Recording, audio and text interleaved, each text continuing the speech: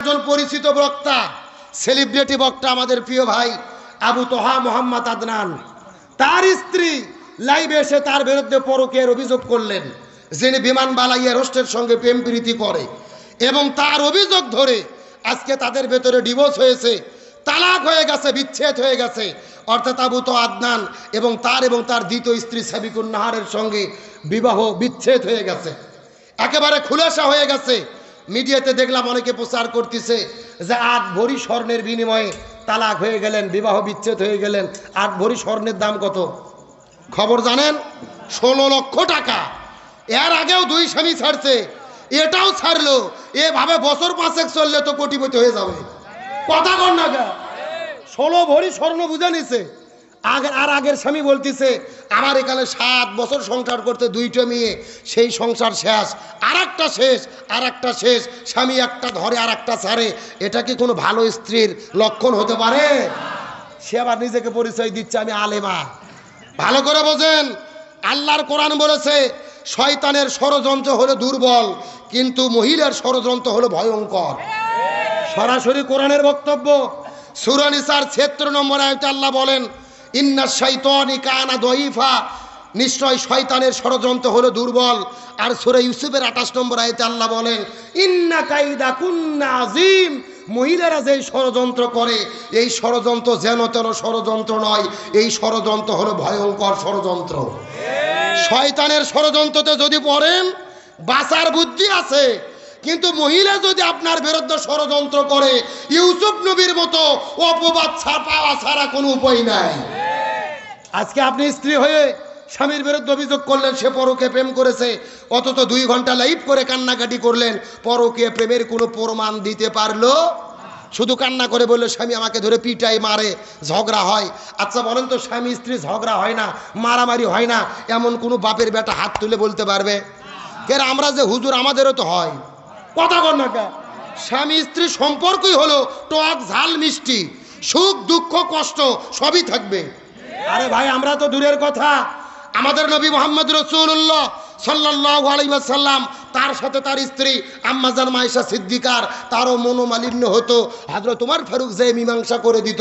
সুবহানাল্লাহ বলেন। তার মানে স্বামী স্ত্রীর মধ্যে ঝগড়া বিবাদ একটু মনোমালিন্য হতেই পারে।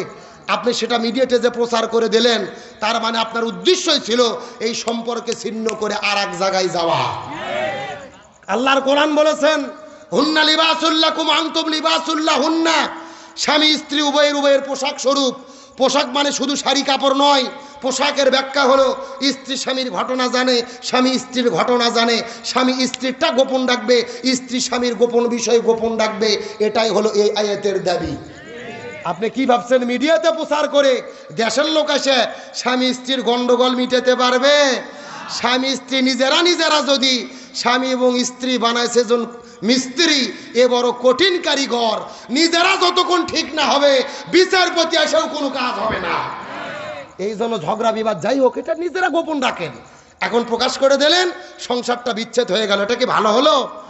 যদিও হালাল, হাদিসে আছে 3টে হালাল কাজ, কিন্তু আল্লাহর কাছে অপছন্দ। কয়টা হালাল কাজ? হালাল করা যাবে কিন্তু আল্লাহর কাছে অপছন্দ। 1 নম্বর হলো স্বামী স্ত্রীর ভিতরে বিচ্ছেদ, তালাক হওয়া। আর 2 নম্বর হলো ভিক্ষা করে খাওয়া, যদিও হালাল, আল্লাহর কাছে অপছন্দ। আর 3 নম্বর হলো ঋণ করা, মানুষের কাছ থেকে ঋণ নিয়ে পরিশোধ না করা। এগুলো কাজ কার কাছে অপছন্দ? সুতরাং আসুন স্বামী স্ত্রীর সম্পর্কে গাঢ় করি, নিজেরা মীমাংসা করি, শান্তি কায়েম করি। আলেমদের ভুল বুঝবেন না, প্রমাণ ছাড়া কোনো আলেমকে জেনাকারী বলার কোনো সুযোগ। শয়তানের প্ররোচনায় সবাই পড়ে।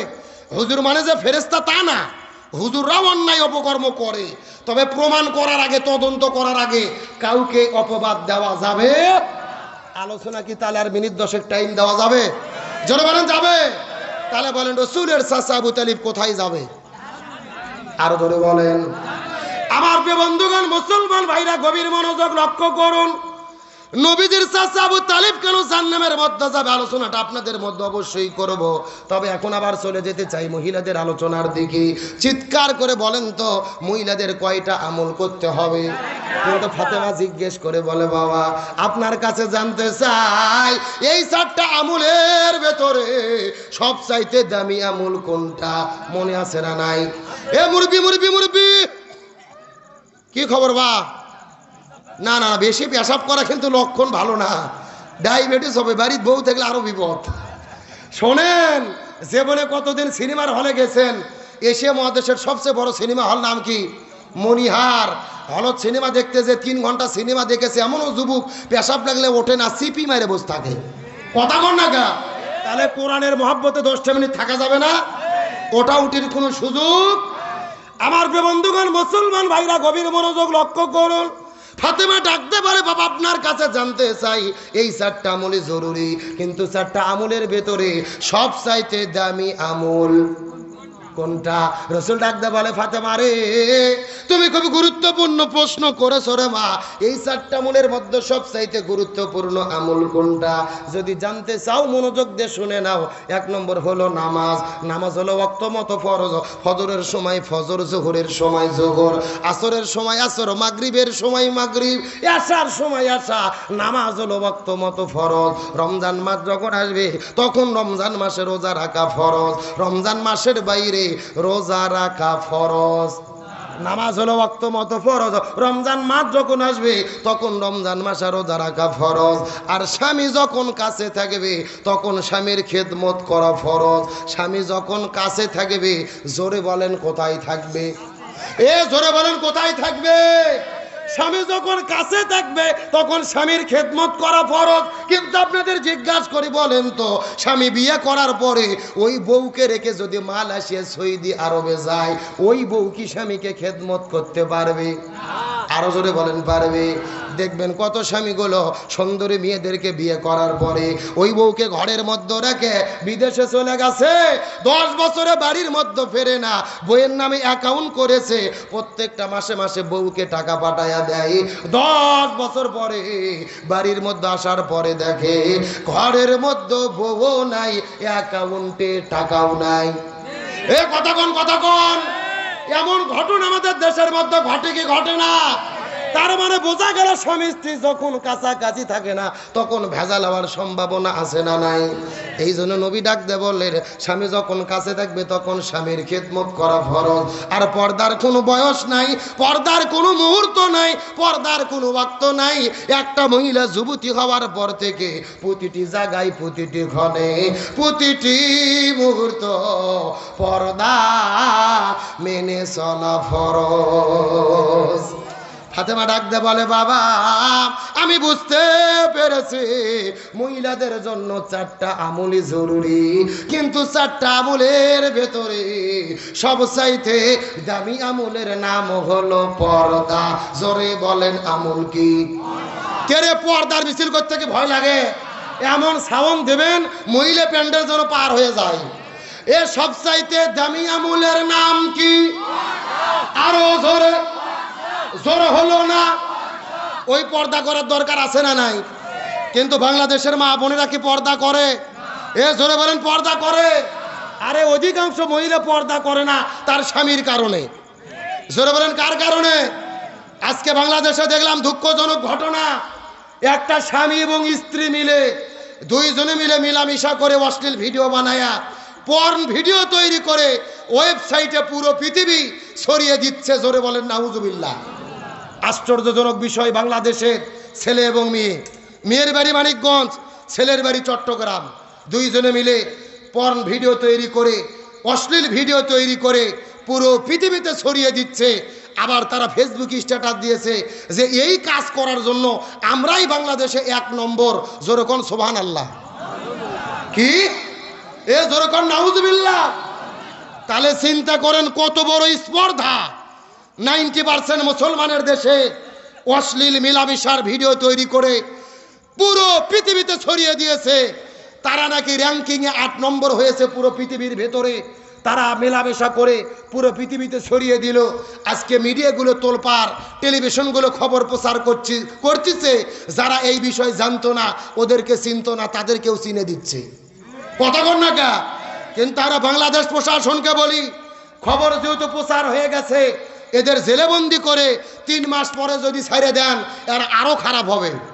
সুতরাং কোরআনের বিধান হলো, প্রকাশ্য দেবালোকে যারা জিনা করে ভিডিও করে মানুষের মধ্যে ছেড়ে দিয়ে হাজারো যুবক যুবতীর চরিত্র নষ্ট করেছে। এদের প্রকাশ্য দেবালোকে ঢাকা বাইতুল মুকাররম মসজিদের পাশে বুক পর্যন্ত পুঁতে রেখে পাথর মেরে হত্যা করতে হবে। এই কোরআনের বিচার যদি বাংলাদেশে থাকতো, কেউ জিনা ব্যভিচার করার সাহস পেত, কিন্তু কোরআনের বিচার কি আছে? এ ধরে বলেন আছে?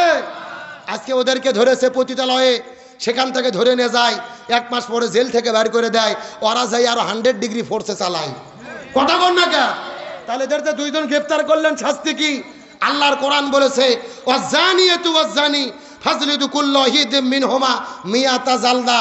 যদি কেউ জিনা ব্যভিচার করে, অশ্লীলতা ছড়িয়ে দেয়, এদেরকে বুক পর্যন্ত পুঁতে রেখে পাথর মেরে হত্যা করতে হবে। কার কথা? আল্লাহর কোরআন বলেছে। কোরআনের বিচার যেখানে থাকে না, শান্তি থাকে না। ওয়াসারিকু ওয়াসারিকাতু ফাকতাউ আইদিয়াহুমা, কেউ যদি চুরি করে, ছেলে হোক অথবা মেয়ে হোক, তাদের হাত কাটতে হবে। হুকুম কার? আজকে বাংলাদেশের 2 চোরকে ধরে, এই যশোর জেলার 1 চোরকে ধরে যদি যশোর শহরে চাষারাতে প্রকাশ্য দেবালোকে হাত কাটা হতো, আর সব টেলিভিশনে যদি প্রচার করা হতো, 1 চোরের হাত কাটলে বাকি চোরেরা এমনি তওবা করে ফেরেশতা হতে বাধ্য হতো। কথা বল না কেন? কিন্তু শোনেন, একটা বিষয় আপনাদের বলি, এই যে অনেকে গুজব ছড়াচ্ছে যে আগামীতে যদি ইসলাম ক্ষমতায় যায় কারো হাত থাকবে না, সবার হাত কেটে দেবে, এমন ফতুয়াবাজরা আছে না নাই? এ ভালো করে বোঝেন, আয়াতের ব্যাখ্যা বোঝেন। সবার হাত কিন্তু কাটা হবে না, আয়াতের ফতুয়া বোঝেন। চুরি হলো 2 প্রকার, একটা হলো অভাব আর একটা হলো স্বভাব। কয় প্রকার? অভাবে যারা চুরি করে তাদের হাত কাটা হবে না। এখন বলেন তো, আপনাদের এই যে ঝেকর গাছাতে আলু চোর, বেগুন চোর, মূলো চোর, ধান চোর, এরকম 2-4টে ছুটকে ফাটকে চোর আছে না নাই? এরা কি অভাবে চুরি করে না স্বভাবে? না, স্বভাব নয়, অভাব। বাড়িতে খাবার ভাত নাই, পরনে পোশাক নাই, এই জন্য অভাবে চুরি করে। আল্লাহর কোরআন বলতেছে অভাবী চোর যারা, এদের হাত কাটা হবে না। এদের 5টা বিষয় নিশ্চিত করা হবে: খাদ্য,